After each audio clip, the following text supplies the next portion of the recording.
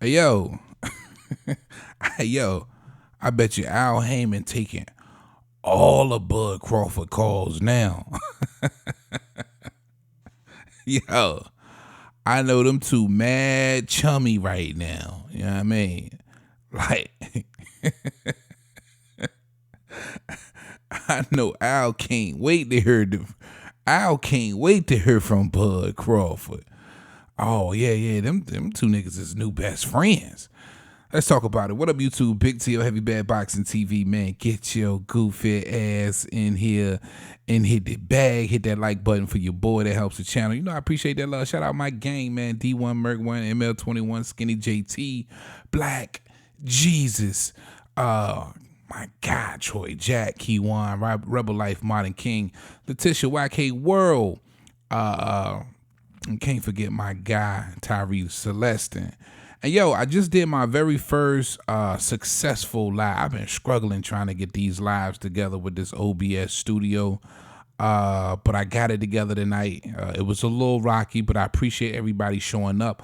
I'm going to try and start doing these lives every Wednesday and Sunday around prime time, somewhere between 7 and 8 p.m. And shout out my girl, Yolanda Dixon, who gave me my very first super chat.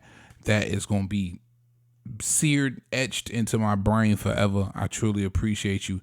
Everybody that showed up, man. GMT Sports, Wayne, 913 Boxer, everybody, man. La Jessica. I ain't even know that many queens was following the channel. All right.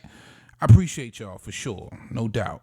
All right, now listen. I don't know if y'all been paying attention, but Al Haymon, the PBC, Floyd, Showtime. Listen, they got shit on Smash. It's on Smash. It's not like it's almost. It feels like it's getting to the point where it's not even fair. Now, don't get me wrong. Bob Arum and Top Rank, they got they got some fighters over there. It's a decent little stable. Eddie Hearn doing his thing. Oscar got a few guys out there. But man, the PBC is like it's some juggernauts. It's a dream team over there, right? And even though Bud Crawford is technically, a free agent, who else is he going to do business with probably over the next 2 years, the last couple of years of his career? You know what I mean? Even when you look at that Top Rank stable, when you look at that Matchroom stable, when you look at that Golden Boy stable, well, who else but the PBC and Al Haymon? That's why them two niggas is best friends. I bet Al can't wait to hear from Bud Crawford these days. Al Haymon, yeah, he taking all the Bud calls these days, bro. You know what I'm saying? They puffing cigars and shit. He done invited them over to the mansion. They chummy. They real chummy. Cause listen, the clout for Bud done got crazy. Let's just call it what it is. The clout for Bud Crawford is crazy. He's in pretty much every headline that you see. He's finally getting his just due. And what do we always do, right?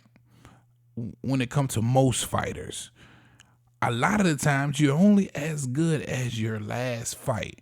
Now, I'm not saying I'm not speaking for everybody, because that's definitely not the case for me. I know styles make fights, and sometimes a really good fighter could be matched up against a style that's just not made for him. But it doesn't mean that he's not still a great fighter or a really good fighter. But a lot of times, most of the times, and even some hardcore fans are guilty of basically saying, looking at a fighter and comparing him and his last performance, right? Judging him based on his last performance. And if you do that, which is just a regular method that most people do, you look at Bud Crawford and you just you're in awe, right? You can't do nothing but sing his praises, because listen, you got to understand this. Even when people wanted to give Inoue all the credit in the world and wanted to make him pound for pound the number one fighter in the world, I'm not going to try to diminish or take away any accomplishments from Naoya Inoue. But when you look at Terence Crawford and Earl Spence, you're talking about two top 5 pound for pound fighters. Because most, I'm not saying all, but most had Bud and Earl in their top pound for pound list, right? Nobody had Stephen Fulton top pound for pound, bro.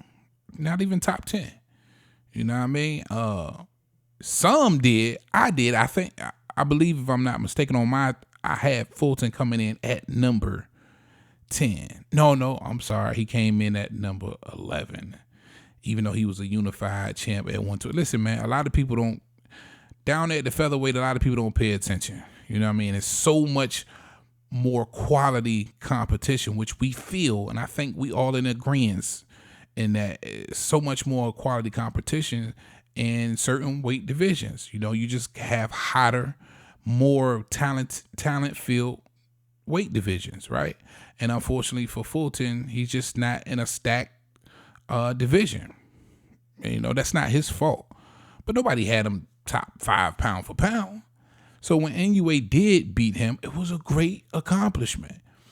But when you're talking about what Bud did versus another top 5 pound for pound fighter, and not even arguably the other best welterweight in the world, and Earl the True Spence Jr., how he beat him. He punished the other best welterweight top 5 pound for pound fighter in the world, and he punished him. You know what I'm saying? Like, it wasn't even close. It appeared that Bud was just in a different class, right? So, listen, I say all that to say the clout for Bud Crawford is out of this world, and he deserves to have it out of there. You know what I mean? He deserves all of the praises and credit that he's getting, which makes him a great commodity, an asset, you know what I'm saying, for Al Haymon. And that is what Al Haymon's always hung on to. He always would cling to the assets and befriended and wrapped an arm around those assets. And, you know, Bud Crawford is just in that position now to where him and Al Haymon, I guarantee you, they super chummy these days. Oh, they on the phone, kicking back, talking and bullshitting. You know what I mean? Al asked Crawford the other day, did you see that pair of titties in the front row? And, you know, Bud was like, damn, yeah, my wife was looking, but I peeped at them titties. And Al like, yeah, I had them same titties come back to the room type shit.